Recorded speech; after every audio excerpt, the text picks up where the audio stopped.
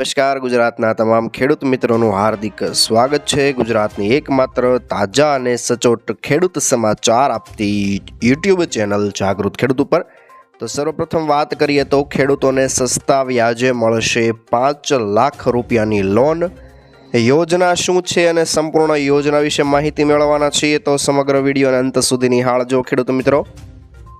નાણામંત્રી નિર્મલા સીતારમણે બજેટ 2025ની અંદર ખેડૂતો માટે મોટી જાહેરાત કરી છે કે ખેડૂત ક્રેડિટ કાર્ડની લિમિટ વધારીને 5 લાખ રૂપિયા કરવામાં આવી છે। આના પહેલાં લિમિટ 3 લાખ રૂપિયા હતી કેન્દ્ર સરકાર તરફથી। આ પહેલાં આ ગિફ્ટ ખેડૂતોને વધુ 2 લાખ રૂપિયાનો ફાયદો કરાવવાની છે। સાથે જ દેશના ખેડૂતોને આ યોજનાનો લાભ મળવાનો છે। કઈ રીતે શું છે તમામ પ્રોસેસ વિશે વાત કરીએ તો ખેડૂત ક્રેડિટ કાર્ડ સાથે સેવિંગ એકાઉન્ટનો પણ તમને લાભ મળે છે અને આ કાર્ડ માટે એપ્લાય કરવાની પ્રોસેસ એકદમ સરળ છે। માત્ર 15 દિવસની અંદર ખેડૂતોને આ કાર્ડ મળી જાય છે। તો ચાલો જાણીએ ખેડૂત ક્રેડિટ કાર્ડ માટે અરજી કરવાની શું છે સમગ્ર પ્રક્રિયા, કયા કયા ખેડૂતોને ફાયદો થશે। તો વાત કરીએ તો ખેડૂત ક્રેડિટ કાર્ડના માધ્યમ દ્વારા ખેડૂતોને 4% વ્યાજ દરે 3 લાખ રૂપિયા સુધીની લોન મળી શકતી હતી, પરંતુ હવે લોન 5 લાખ રૂપિયા સુધીની મળશે। બજેટની અંદર નવા જે બજેટ રજૂ થયું તેની અંદર 2 લાખ રૂપિયા સુધીનો વધારો કરવામાં આવ્યો છે। જો ખેડૂતો સમયસર પોતાની લોનની રકમ ચૂકવી દે છે, એટલે કે બેંકમાં લોનની રકમ જમા કરાવી દે છે, સમયસર હપ્તા બાઉન્સ નથી કરતા, તો તેમને વધારાની વ્યાજની અંદર 3%ની સબસિડી મળે છે। સર્વપ્રથમ વાત કરીએ તો ખેડૂત ક્રેડિટ કાર્ડ માટે અરજીની પ્રક્રિયા વિશે। તો તમારા નજીકની બેંક શાખાનો સંપર્ક કરવાનો છે। તમે ભારતની કોઈ પણ બેંકની અંદર લોન માટે એપ્લાય કરી શકો છો। કાર્ડ માટે બેંક, પંચાયત અને જિલ્લા વહીવટીતંત્ર સાથે મળીને કામ કરી રહ્યા છે અને ખેડૂતોને માત્ર ને માત્ર 15 દિવસની અંદર કાર્ડ મળી જવાનું છે। બેંકમાં જઈને તમારે કોઈ પણ બેંક કર્મચારી સાથે વાતચીત કરીને ખેડૂત ક્રેડિટ કાર્ડ માટેનું ફોર્મ ભરવાનું છે। એમાં જરૂરી માહિતી તમારે ભરીને અરજી કરી દેવાની છે। આ વાત થઈ ઓફલાઈન અરજીની। હવે તમારે ઓનલાઈન અરજી કઈ રીતે કરવાની છે તેના વિશે વાત કરીએ તો પોતાની પસંદગીની બેંકની વેબસાઇટ સર્ચ કરવાની છે તમારે। તેમાં હોમ પેજ ઉપર તમને ખેડૂત ક્રેડિટ કાર્ડનો ઓપ્શન દેખાશે, ત્યાં એપ્લાય કરવાનું છે। નવું પેજ ખુલશે, ફરીવાર માહિતી ભરવાની છે અને ઓનલાઈન સબમિટ કર્યા બાદ એપ્લિકેશનનો તમને એક રેફરન્સ નંબર જોવા મળશે, જે તમને બતાવી રહ્યું છે કે તમે આ કાર્ડ માટે યોગ્ય છો કે નહીં। જો તમે યોગ્ય હશો તો 5 દિવસ એટલે કે અરજી કર્યાના 5 દિવસની અંદર બેંક તમારી સાથે સંપર્ક કરશે। કયા કયા ડોક્યુમેન્ટની જરૂર પડવાની છે અરજી કરતી વખતે, તો પાસપોર્ટ સાઇઝનો ફોટો, આધાર કાર્ડ, ચૂંટણી કાર્ડ, ડ્રાઇવિંગ લાઇસન્સ અને તમારી ખેતીની જે જમીન છે તેના કાગળિયાની તમારે એટલે કે 7, 12 અને 8 અના ઉતારાની જરૂર પડવાની છે। આગળ વાત કરીએ તો મિત્રો મહત્વના સમાચાર આવી રહ્યા છે। રાજ્યમાં 8મી ફેબ્રુઆરી સુધીમાં તમામ 3.73 લાખ ખેડૂતોની મગફળીની ખરીદી પૂર્ણ કરાશે। રાજ્ય સરકાર દ્વારા ટેકાના ભાવે મગફળીની ખરીદી કરવા માટે અગાઉથી રજીસ્ટ્રેશન શરૂ કરી દેવામાં આવ્યું હતું અને તેના કારણે 3,73,000 ખેડૂતોએ રાજ્યની અંદર મગફળી ખરીદી માટે અને વેચાણ માટે રજીસ્ટ્રેશન કરાવ્યું હતું, જેમાં ખેડૂતો પાસેથી 10 લાખ મેટ્રિક ટન મગફળીની ખરીદી કરવામાં આવી છે અને 8 ફેબ્રુઆરી સુધીમાં તમામ મગફળીની ખરીદીની પ્રક્રિયા પૂર્ણ કરવાની છે। પીએમ નરેન્દ્ર મોદીની પ્રેરણાથી ભારત સરકાર દ્વારા ખરીફ પાકોનું વાવેતર થાય તે પહેલાં જ ટેકાના ભાવ જાહેર કરાયા હતા। ટેકાના ભાવ બજારથી વધુ હોવાથી ગુજરાતના ખેડૂતોએ મગફળી સહિતના ખરીફ પાકોનું પુષ્કળ વાવેતર અને ટેકાના ભાવે વેચાણ કરી દીધું છે। પરિણામે ખરીફ સિઝન દરમિયાન ગુજરાતમાં સરકાર દ્વારા મગફળીની અત્યાર સુધીની સૌથી રેકોર્ડ બ્રેક ખરીદી કરવામાં આવી રહી છે, જે અંતર્ગત કૃષિમંત્રી રાઘવજી પટેલે આ સંદર્ભે જણાવ્યું હતું કે આ વર્ષે ગુજરાતમાં મગફળી પાકનું કુલ 18.80 લાખ કરતાં વધારે હેક્ટરમાં ઉત્પાદન અને વાવેતર થયું હતું, જે ગત વર્ષની સરખામણીએ 2.5 લાખ હેક્ટર વધુ હતું। ગુજરાતના ખેડૂતોને તેમના મબલખ ઉત્પાદિત પાકોના પોષણક્ષમ ભાવ મળી રહે તે માટે ભૂપેન્દ્રભાઈ પટેલે બનાસકાંઠા ખાતેથી રાજ્યભરમાં ખરીફ પાકોના ટેકાના ભાવેની ખરીદીનો શુભારંભ કર્યો હતો। રાજ્યના અનેક તાલુકામાં નોંધાયેલા તમામ પ્રકારના ખેડૂતો પાસેથી ખરીફ પાકોની ખરીદી પૂર્ણ થઈ ગઈ છે અને બાકીના ખરીદ કેન્દ્રો ખાતે નોંધાયેલા ખેડૂતો પાસેથી ખરીફ પાકની ખરીદી પૂરું વેગે ચાલી રહી છે. તમામ ખેડૂતો જેટલા પણ હવે બાકી રહ્યા છે તે તમામની પાસેથી 8 ફેબ્રુઆરી સુધીમાં ખરીદી પૂર્ણ કરવામાં આવશે તેવી કૃષિમંત્રીશ્રીએ ખાતરી આપી હતી. મગફળીની ખરીદી મુદ્દે કૃષિમંત્રી રાઘવજી પટેલે નિવેદન આપતા જણાવ્યું હતું કે 8 ફેબ્રુઆરી સુધીમાં તમામ મગફળીની ખરીદી પૂર્ણ કરવામાં આવશે. 3.73 લાખ ખેડૂતોએ મગફળી વેચાણ માટે રજીસ્ટ્રેશન કરાવ્યું છે, જેમાં 3.5 લાખ ખેડૂતોની મગફળીની ખરીદી થઈ ગઈ છે. ખેડૂતોની 10 લાખ મેટ્રિક ટનની ખરીદી અત્યાર સુધી કરવામાં આવી છે અને 7,410 કરોડ રૂપિયાની રકમ ખેડૂતોને અત્યાર સુધીમાં ખરીદી કરાયેલી મગફળીની રકમ જે છે તે 7,410 કરોડ રૂપિયાની રકમ ચૂકવાઈ ગઈ છે. રેશન કાર્ડ ધારકો માટે ફેબ્રુઆરી મહિનામાં તુવેર દાળની 90% જથ્થાની ફાળવણી કરાશે. જે મિત્રો, રાજ્ય સરકાર ફેબ્રુઆરી મહિના માટે રેશન કાર્ડ ધારકોને 50% દાળની ફાળવણી કરવામાં આવેલી હતી, જેનો all Gujarat fair price association દ્વારા વિરોધ કરવામાં આવ્યો હતો. જો તમે આપણી ચેનલના રેગ્યુલર સબસ્ક્રાઈબર છો અને રોજ આપ જાગૃત ખેડૂત તરફથી મૂકવામાં આવતા વિડીયો જોઈ રહ્યા છો તો તમને જરૂરથી ખ્યાલ હશે કે થોડા દિવસ પહેલાં જાન્યુઆરી મહિનાના અંતમાં રાજ્ય સરકાર દ્વારા જાહેરાત કરવામાં આવી હતી કે ગુજરાત રાજ્યના તમામ રેશન કાર્ડ ધારકોને ફેબ્રુઆરી મહિનાની અંદર તુવેરનો જથ્થો માત્ર 50% રેશન કાર્ડ ધારકોને મળશે અને 50% રેશન કાર્ડ ધારકોને તુવેરનો જથ્થો નહીં મળે.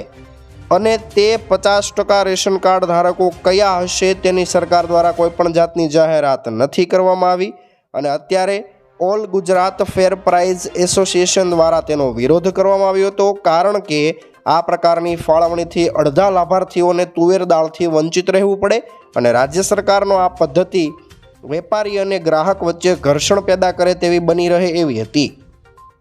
માટે all Gujarat fair price shop association દ્વારા ગ્રાહકો અને વેપારી વચ્ચે વૈમનસ્ય પેદા થાય તેવા સંજોગોને નિવારવા માટે પુરવઠા વિભાગને અપીલ કરવામાં આવી હતી અને પરિણામે આજે તુવેર દાળની ફાળવણીને 50%માંથી વધારીને 90% કરવામાં આવી છે અને ફેબ્રુઆરી મહિનામાં અનાજ વિતરણની સાથે 90% ટકાવારી અનુસાર ગ્રાહકોને તુવેર દાળ આપવામાં આવશે. એટલે કે 100% રેશન કાર્ડ ધારકોમાંથી 90% રેશન કાર્ડ ધારકો જે છે તેમને તુવેર દાળનો જથ્થો પહોંચાડવામાં આવશે. વર્તમાન સમયમાં બજારની અંદર તુવેર દાળના ખૂબ ઊંચા ભાવ છે અને ગરીબ વર્ગને સસ્તા ભાવે તુવેર દાળ મળી રહેશે. સરકારશ્રીની કુપોષણ સામેની જંગને અસરકારક બનાવવામાં પણ સરકાર મદદરૂપ થઈ રહી છે. All Gujarat fair price shop એસોસિએશનની માંગમાં તમામ મીડિયા દ્વારા સહકાર આપવામાં આવ્યો હતો અને વિષમતા ભરેલી ફાળવણી દૂર થાય તે માટે સમાચાર પત્રો અને અખબાર અને મીડિયા દ્વારા સમસ્યાને વાચા આપવામાં આવી હતી, જેને સફળતા મળી છે અને તમામ ખેડૂત મિત્રોનો, તમામ મીડિયા અધિકારીઓનો, તમામ મીડિયા મિત્રોનો, પ્રેસ મિત્રોનો all Gujarat fair price association દ્વારા અખબારનો પણ અભિનંદન પાઠવવામાં આવ્યો હતો. વધુ એક મહત્વની યોજના છે શ્રવણ તીર્થ દર્શન યોજના, જેમાં તમને ખૂબ જ સસ્તા ભાવે, ખૂબ જ સસ્તા ટિકિટની અંદર તમને વડીલોને એટલે કે આપણા વૃદ્ધોને, દાદા દાદીઓને તીર્થ ક્ષેત્રના દર્શન કરવાનો મોકો મળવાનો છે. 1.5 લાખથી વધારે લોકોએ લાભ લીધો છે. કેટલી સહાય મળશે સંપૂર્ણ માહિતી આપણે વિડીયોની અંદર લેવાના છીએ. તો ગુજરાતમાં આવેલા યાત્રાધામોનો 60 વર્ષ કે તેથી વધુ ઉંમરના વરિષ્ઠ નાગરિકો સરળતાથી દર્શન કરી શકે તે હેતુથી શ્રવણ તીર્થ દર્શન યોજનાનો રાજ્ય સરકાર દ્વારા 1 મે 2017ના રોજ શુભારંભ કરવામાં આવ્યો હતો અને યોજનાને મુખ્યમંત્રી ભૂપેન્દ્રભાઈ પટેલના માર્ગદર્શનની અંદર વધુ વેગવંતી બનાવવામાં આવી છે. તેના પરિણામ સ્વરૂપે અત્યાર સુધીમાં 1.5 લાખ કરતાં વધારે યાત્રાળુઓએ આ યોજનાનો લાભ લીધો છે અને જે માટે રાજ્ય સરકાર દ્વારા અંદાજિત 1128 લાખ કરતાં વધારે રૂપિયાનો ખર્ચો કરવામાં આવ્યો છે. ગુજરાત પવિત્ર યાત્રાધામ વિકાસ બોર્ડ દ્વારા જણાવવામાં આવ્યું છે કે આ યોજનાનો લાભ ગુજરાતના યાત્રાધામોના 3 રાત્રિ અને 3 દિવસ એટલે કે 72 કલાક અથવા તો 2000 કિલોમીટર સુધીની પ્રવાસ મર્યાદામાં તમને લાભ મળવાનો છે અને યોજનાનો લાભ લેવા માટે યાત્રાળુઓએ સમૂહમાં અરજી કરવાની છે. માત્ર ને માત્ર સમૂહની અંદર જે કોઈ પણ મિત્રો સમૂહની અંદર અરજી કરશે તેમની અરજી જ માન્ય ગણાશે. કોઈ પણ વ્યક્તિ પોતાની પર્સનલ વ્યક્તિગત અરજી કરશે તો માન્ય નહીં ગણાય. ઓછામાં ઓછા 27 યાત્રાળુઓનું ગ્રુપ સમૂહમાં અરજી કરી શકે છે અને જો તેઓ ગ્રુપમાં અરજી કરશે તો જ તેમની અરજી માન્ય થશે. આ ઉપરાંત ગુજરાતના યાત્રાધામોના દર્શન માટે યોજનામાં એસટીની નોન એસી સુપર બસ અને એસટીની non AC mini bus, ST વિભાગની નોન એસી સ્લીપર કોચનું ભાડું અથવા તો જો ગ્રુપ દ્વારા ખાનગી બસ ભાડે કરવામાં આવે છે તો ખાનગી બસનું ભાડું બેમાંથી જે ઓછું હોય તેના 75% જેટલી રકમ તમને સહાય તરીકે મળવાની છે. 27 થી 35 યાત્રાળુઓ સુધી મિની બસનું, 36 થી 56 યાત્રાળુઓ સુધી એક્સપ્રેસ અને સુપર બસનું ભાડું તમને મળવાનું છે. વધુમાં વાત કરીએ તો દરેક યાત્રીને ઉચ્ચક પૈસા આપી દેવામાં આવશે મિત્રો. એક દિવસ જમવાના 50 રૂપિયા, રહેવાના 50 રૂપિયા અને કુલ મળીને 100 રૂપિયા, જે 100 રૂપિયાથી લઈને 300 રૂપિયા સુધીની મર્યાદામાં ચૂકવવામાં આવશે. યાત્રાળુઓએ યાત્રા પૂર્ણ કર્યાના 2 મહિનાની અંદર તમારે આધાર પુરાવા રજૂ કરવાના છે કે તમે કઈ કઈ જગ્યાએ યાત્રા કરવા માટે ગયા હતા અને આ રહ્યા યાત્રાના ઓરિજિનલ પુરાવા કે જે કોઈ પણ તમે ફોટોગ્રાફ્સ લીધા હશે, બસનું ભાડું હશે, કોઈ પણ ટિકિટ તમે કપાવી હશે, ટોલની જેટલી પણ રસીદ હશે તે તમારે તેમાં જમા કરાવવાની છે. તમારે જે કોઈ પણ વધારે માહિતી મેળવવી હોય તો yatratham.government.in ની વેબસાઇટ પરથી તમને માહિતી મળશે અને વધુમાં વધુ લાભ લેવા માટે તમામ વડીલ મિત્રોને વિનંતી કરવામાં આવી રહી છે. આગળના સમાચાર જોઈએ તો તુવેરની આવકથી ઉભરાયું જૂનાગઢ માર્કેટિંગ યાર્ડ અને તુવેરના સારા ભાવ મળતા ખેડૂતોમાં ખુશીનો માહોલ છવાયો છે. માર્કેટિંગ યાર્ડમાં કુલ 17 જેટલી જણસીની આવક થઈ હતી અને જણસીના સારા ભાવ પણ ખેડૂતોને મળ્યા છે. હાલમાં જૂનાગઢ માર્કેટિંગ યાર્ડની અંદર અલગ અલગ જણસીઓની આવક નોંધાઈ રહી છે અને સૌથી વધારે આવક તુવેરની નોંધાઈ હતી. 3465 ક્વિન્ટલ તુવેરની આવક સામે 1 મણનો ઊંચો ભાવ 1525 રૂપિયા મળ્યો હતો અને ઉચ્ચતમ ભાવ મળવાથી ખેડૂતોમાં ખુશી જોવા મળી હતી. જૂનાગઢ માર્કેટ યાર્ડમાં સૌથી વધારે તુવેરની આવક નોંધાઈ હતી અને બીજા ક્રમે સૌથી વધુ આવક સોયાબીનની થઈ હતી.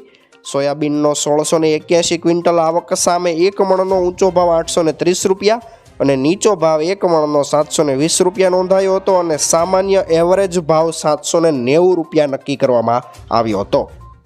લોકવન ઘઉં ટુકડા વિશે વાત કરીએ તો ટુકડા ઘઉંનો મિત્રો લોકવન ઘઉંના 129 ક્વિન્ટલ આવક થઈ હતી અને 1 મણનો ઊંચો ભાવ 614 રૂપિયા અને 1 મણનો નીચો ભાવ 580 રૂપિયા અને એવરેજ ભાવ 600 રૂપિયા હતો. ટુકડા ઘઉંની 86 ક્વિન્ટલ આવક સામે 1 મણનો ઊંચો ભાવ 625 રૂપિયા અને નીચો ભાવ 590 રૂપિયા નોંધાયો હતો અને 600 રૂપિયા જેટલો સામાન્ય ભાવ નોંધાયો હતો. મહત્વનું છે કે અહીં અલગ અલગ જણસીઓની પણ સારી એવી આવક થઈ હતી. ચણા, મગ, અડદ, સિંગ, મગફળી, ફાડા સિંગ, સાદી સિંગ, આખી સિંગ, એરંડા, તલ, કાળા તલ, જીરું, ધાણા, વાલ, સિંગદાણા, સોયાબીન અને કાંગનો સમાવેશ થાય છે વગેરે જણસીઓની આવક નોંધાઈ હતી.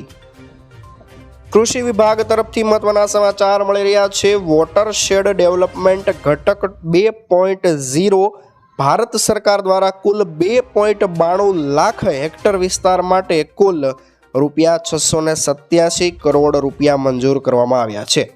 ભારત દેશના ગ્રામીણ વિસ્તારમાં વિકાસના નવા આયામ સિદ્ધ કરવા માટે વોટરશેડ સંલગ્ન વિવિધ યોજનાઓને સાંકળી લઈને જળ, જમીન, જંગલ, જન, જાનવર સર્વાંગી વિકાસ માટે વૈજ્ઞાનિક ઢબે કામગીરી અને આયોજન હાથ ધરીને આર્થિક ઉપાર્જન, ક્ષમતા નિર્માણ, સામૂહિક કાર્યદક્ષતા પદ્ધતિ દ્વારા Gujarat shed water management agency nodal agency તરીકે નિયુક્ત કરાઈ છે. જિલ્લા કક્ષાએ જિલ્લા વિકાસ જળ સ્ત્રાવ એકમ કાર્યરત છે અને ગુજરાતમાં વોટરશેડ યોજના થકી કુદરતી સંસાધનોને પુનર્જીવિત અને ટકાવી રાખવા માટે કાર્ય કરી સમગ્ર જીવો માટે શ્રેષ્ઠ કામગીરી કરવામાં આવે છે. વોટરશેડ ડેવલપમેન્ટ 1 દ્વારા જળ સંગ્રહના કુલ 65,993 કામ પૂર્ણ કરવામાં આવ્યા હતા અને તેના કારણે 81,121 હેક્ટર વિસ્તારમાં સંરક્ષણાત્મક સિંચાઈ શક્ય બની છે. આ યોજના દ્વારા 81,000 કરતાં વધારે હેક્ટરની અંદર સિંચાઈ શક્ય બની હતી અને તેના કારણે ખેડૂતો સારામાં સારી ખેતી કરી શક્યા હતા. 42,000 કરતાં વધારે પડતર જમીનમાં 42,000 હેક્ટર કરતાં વધારે પડતર જમીનની અંદર સુધારો કરવામાં આવ્યો હતો અને તેના કારણે 3,51,000 કરતાં વધારે ખેડૂતોને લાભ થયો હતો અને 45,000 હેક્ટર વિસ્તારની અંદર વનીકરણ કરવામાં આવ્યું હતું. વોટરશેડ ડેવલપમેન્ટ ઘટક 2 યોજના દ્વારા કુલ 2.92 લાખ હેક્ટર વિસ્તાર માટે ₹687.81 કરોડ રૂપિયા મંજૂર કરવામાં આવ્યા છે અને 51 યોજનાને મંજૂરી આપવામાં આવી છે અને આનો લાભ 32 જિલ્લાના 46 તાલુકા અને 419 ગામોને આપવામાં આવ્યો છે. ખેડૂતો માટે કે ગુજરાતમાં ટેકાના ભાવે મગફળી ખરીદવાનો સમય પૂરો થવા આવ્યો છે, પરંતુ હજારો ખેડૂતો હજુ સુધી લાઇનમાં ઊભા છે. ગુજરાત સરકારે અગાઉ બધા રેકોર્ડ તોડી નાખે એટલી મગફળીની ખરીદી કરી છે અને છતાં ખરીદ કેન્દ્રો પર વાહનોની લાંબી કતાર જોવા મળી રહી છે. ગુજરાતમાં સરકારે 11 નવેમ્બર 2024ના રોજ ટેકાના ભાવે મગફળી ખરીદવાનું ચાલુ કર્યું અને ત્યારબાદના 3 મહિનામાં રાજ્યના ખેડૂતો પાસેથી પ્રતિ મણ 1356.6 રૂપિયાના લઘુત્તમ ટેકાના ભાવે મગફળી ખરીદવાનું આયોજન કર્યું હતું. આ 3 મહિનાનો સમયગાળો 8 ફેબ્રુઆરી 2025ના રોજ એટલે કે થોડા જ દિવસમાં હવે પૂર્ણ થઈ રહ્યો છે. ત્યારે સરકારે અગાઉના તમામ રેકોર્ડ તોડી નાખી એટલી માત્રામાં મગફળીની ખરીદી કરી લીધી છે અને છતાં સરકારે ખોલેલા ખરીદ કેન્દ્ર પર વાહનોની લાંબી કતાર જોવા મળી રહી છે અને સરકારી આંકડા અનુસાર હજુ હજારો ખેડૂતો પોતાની મગફળી વેચવા માટે વારામાં લાઇનમાં રાહ જોઈ રહ્યા છે. પરંતુ સરકારી અધિકારીઓ કહી રહ્યા છે કે નોંધાયેલા બધા ખેડૂતોનો વારો આવી જશે અને જો જરૂર જણાય તો ખરીદીની સમયમર્યાદા પણ વધારી શકાશે. વાત કરીએ તો ઇન્ડી એગ્રોના ચીફ એક્ઝિક્યુટિવ ઓફિસર માનસિંહ સિસોદિયાએ જણાવ્યું કે તેમને ફાળવેલા જથ્થાની ખરીદી 31 જાન્યુઆરી 2025 સુધીમાં પૂર્ણ કરી દેવાઈ છે. સિસોદિયાએ જણાવ્યું કે અમે બધા ખેડૂતોને SMS મોકલીને અમારા 104 ખરીદ કેન્દ્ર પર બોલાવ્યા હતા અને તેમાંથી 93,736 ખેડૂતો પાસેથી 3 લાખ ટન મગફળી ખરીદી છે અને તેની કુલ કિંમત 2,030 કરોડ રૂપિયા થાય છે. તેમાંથી 3 ફેબ્રુઆરી સુધીમાં 1,635 કરોડ રૂપિયાની ચૂકવણી ખેડૂતોને તેમના ખાતામાં કરી દેવામાં આવી છે. આખા ફેબ્રુઆરી મહિનાને લઈને અંબાલાલ પટેલની આગાહી આવી છે. જાણો માવઠાની આગાહી વિશે. ત્યારે અંબાલાલ પટેલે કહ્યું છે કે 3 ફેબ્રુઆરીમાં ઉત્તર ભારતમાં કમોસમી હિમવર્ષાની શક્યતા છે અને રાજ્યમાં 3 ફેબ્રુઆરી સુધી ઠંડી રહેવાની શક્યતા છે. 3 થી 4 ફેબ્રુઆરી દરમિયાન ઉત્તર ગુજરાતના પૂર્વીય ભાગોમાં વાદળો આવવાની શક્યતા દેખાઈ રહી છે અને આ સમયે ગુજરાતના ઉત્તર પૂર્વીય ભાગોમાં છૂટાછવાયો વરસાદ થવાની શક્યતા છે. દક્ષિણ સૌરાષ્ટ્ર અને દક્ષિણ ગુજરાતમાં વાદળછાયું વાતાવરણ રહી શકે છે. 5 થી 7 ફેબ્રુઆરી દરમિયાન રાજ્યમાં ઠંડી રહી શકે છે. આ સમયે ઉત્તર ગુજરાતમાં લઘુત્તમ તાપમાન 12 ડિગ્રીથી નીચે જવાની શક્યતા છે અને અમદાવાદ અને ગાંધીનગરમાં પણ તાપમાન 13 ડિગ્રી આસપાસ રહેવાની શક્યતા છે. બદલાતા વાતાવરણની સાથે અંબાલાલ પટેલે ગુજરાતના નાગરિકોને ચેતવણી આપી છે અને કહ્યું છે કે આ દિવસોમાં સવારે હિમાયળું હવામાન રહેશે. 9 થી 11 ફેબ્રુઆરીમાં ફરી હવામાન પલટાય તેવી શક્યતા છે. 11 અને 12 ફરી ઉત્તરમાં હિમવર્ષા રહેતા સવારે ઠંડી રહેશે તો 19 ફેબ્રુઆરીથી ગરમીની શક્યતા દેખાઈ રહી છે. 19 ફેબ્રુઆરીથી 14 એપ્રિલ સુધી રોગિષ્ટ હવામાન રહેશે, જેથી લોકોએ સાવચેતી રાખવી જરૂરી છે. 23 ફેબ્રુઆરીના અંત સુધી વાદળછાયું વાતાવરણ કમોસમી વરસાદના પણ એંધાણ છે. રાજ્યના હવામાનમાં પલટો જોવા મળી રહ્યો છે. છેલ્લા 2 દિવસથી જ રાજ્યના વિવિધ વિસ્તારમાં વાદળછાયું વાતાવરણ આવી રહ્યું છે. તેના લીધે અત્યારે ખેડૂતો ચિંતામાં મુકાયા છે અને આવા સમયે જો માવઠું થાય છે તો કૃષિ પાકોને ખૂબ જ નુકસાન પહોંચી શકે છે. ત્યારે હવામાન વિભાગ દ્વારા પણ આગામી દિવસોને લઈને આગાહી કરવામાં આવી છે અને રાજ્યના કેટલાક ભાગમાં છૂટાછવાયા ઝાપટા કે છાંટાની આગાહી કરવામાં આવી છે. આવામાં રાજ્યમાં વાદળછાયું વાતાવરણ આવી જતા ખેડૂતો ચિંતામાં મુકાયા છે. ત્યારે ફરીવાર પરેશભાઈ ગોસ્વામીએ મહત્વની આગાહી કરી છે. હજુ ઠંડીમાં વધારો થશે અને ઠંડીનો નવો રાઉન્ડ આવશે તેવી આગાહી કરી છે. આજે ફરીવાર ઠંડીનો ચમકારો અનુભવાઈ રહ્યો છે. ત્યારે વાદળછાયા વાતાવરણ અને માવઠાની ભીતિ વચ્ચે એક વખત ઠંડીનો અહેસાસ થઈ રહ્યો છે. આવામાં હવામાન નિષ્ણાંત પરેશ ગોસ્વામીએ જણાવ્યું છે કે રાજ્યના ઘણા બધા વિસ્તારમાં વાદળોથી ઘેરાયેલો આકાશ જોવા મળ્યો છે અને આજ સાંજથી જ હવામાન ખુલ્લું થયું છે અને વાદળો હટે તેવી સંભાવના છે.